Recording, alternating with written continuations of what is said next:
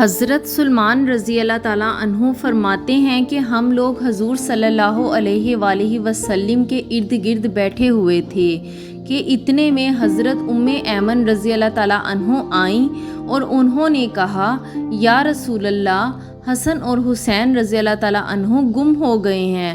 اس وقت دن چڑھ چکا تھا۔ حضور صلی اللہ علیہ وآلہ وسلم نے صحابہ سے فرمایا، اٹھو اور میرے دونوں بیٹوں کو تلاش کرو۔ چنانچہ ہر آدمی نے اپنا راستہ لیا اور چل پڑا، اور میں حضور صلی اللہ علیہ وآلہ وسلم کا راستہ لے کر چل پڑا۔ حضور صلی اللہ علیہ وآلہ وسلم چلتے رہے، یہاں تک کہ ایک پہاڑ کے دامن میں پہنچ گئے تو دیکھا کہ حضرت حسن اور حضرت حسین رضی اللہ تعالیٰ عنہ ایک دوسرے سے چمٹے ہوئے کھڑے ہیں، اور پاس ہی ایک کالا ناگ اپنی دم پر کھڑا ہے جس کے منہ سے آگ کی چنگاریاں نکل رہی ہیں۔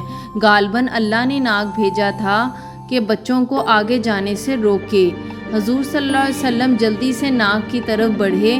اس ناگ نے حضور صلی اللہ علیہ وسلم کو مڑ کر دیکھا اور چل پڑا اور ایک سوراخ میں داخل ہو گیا۔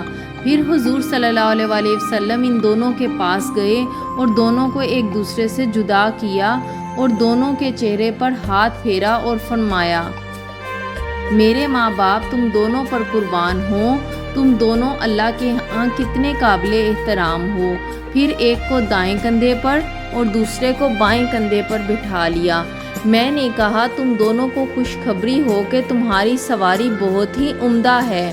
حضور صلی اللہ علیہ وآلہ وسلم نے فرمایا، یہ دونوں بہت عمدہ سوار ہیں اور ان کے والدین دونوں ہی بہتر ہیں۔